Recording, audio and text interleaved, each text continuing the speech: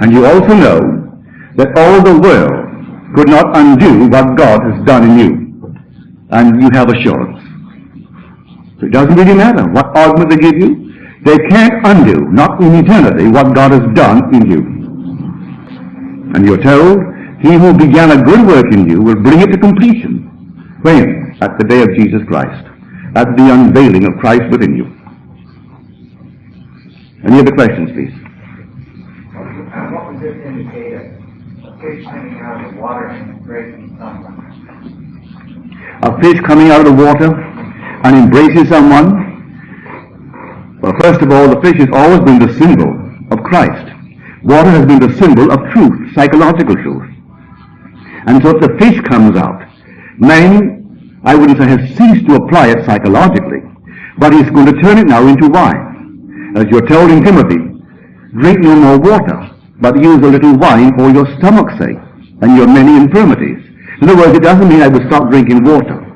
But there are three symbols of truth. First is the stone.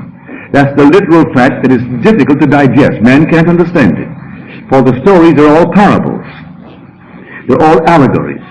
And an allegory or a parable is a story told as if it were true, leaving the one who hears it or reads it to discover its fictitious character and learn its lesson. Well, the average person can't break that stone.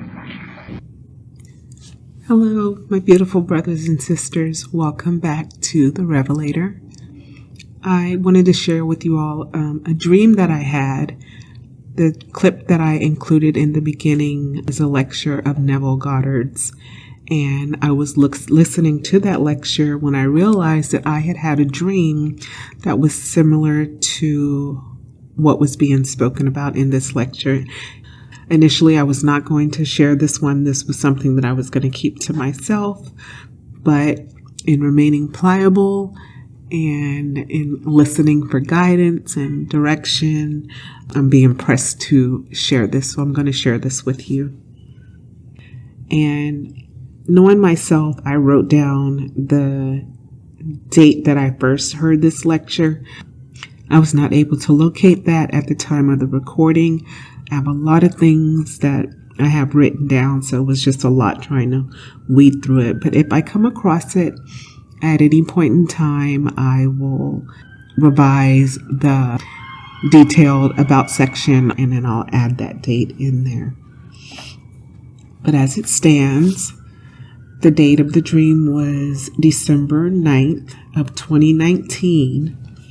And you can hear on the recording that a man asks Neville what it means for a fish to come out of the water.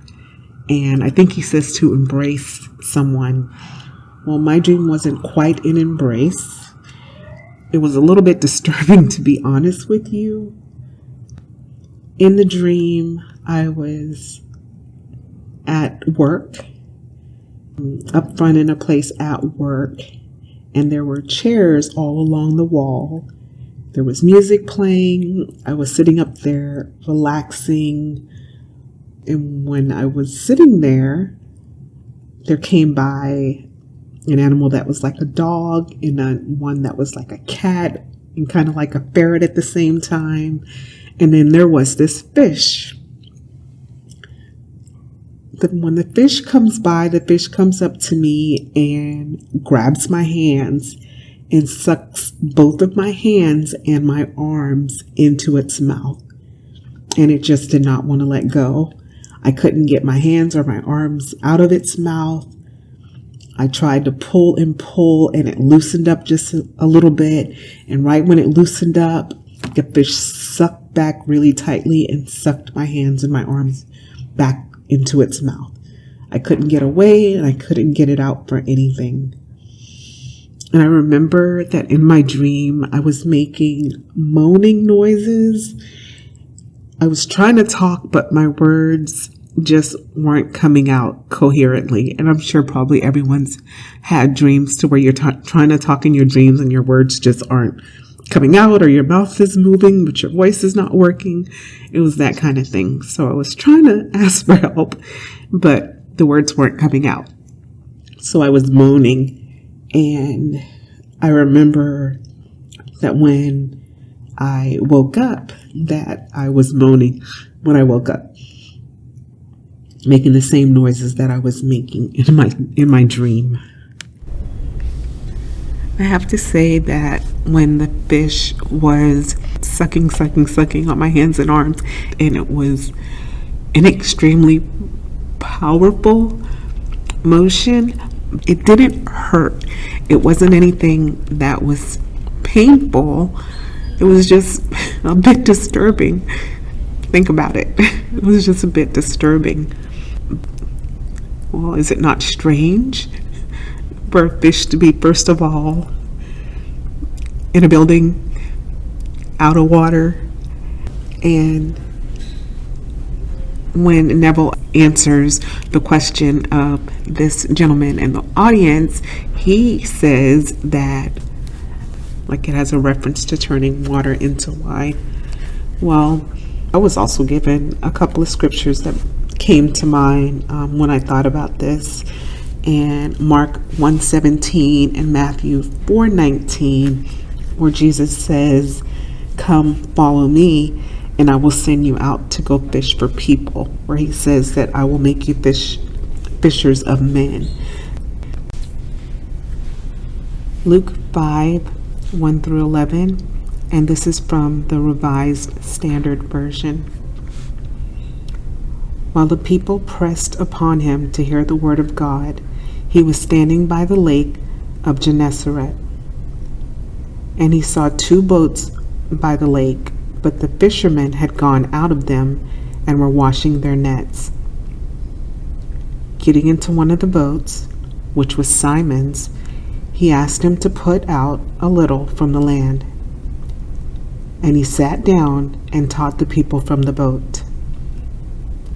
And when he had ceased speaking, he said to Simon, "Put out into the deep and let down your nets for a catch."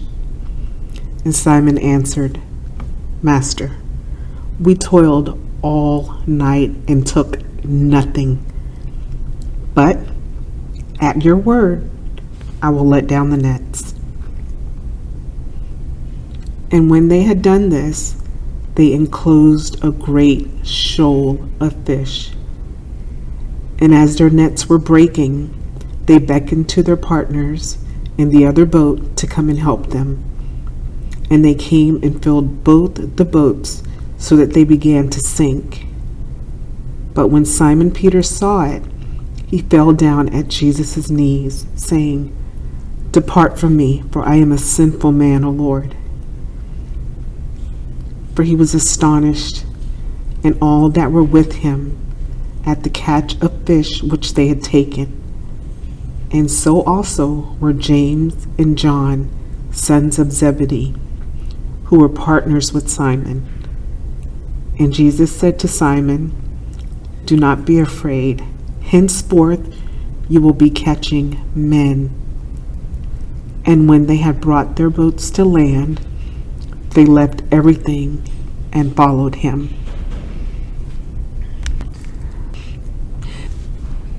If anyone out there has had any dreams about fish coming out of the water, any dreams similar to the one Neville speaks about in the question section at the end of this lecture, or anything that's similar to the dream that I had, I would love for you to comment down below and share that with us. Thank you for listening. Until next time, be well.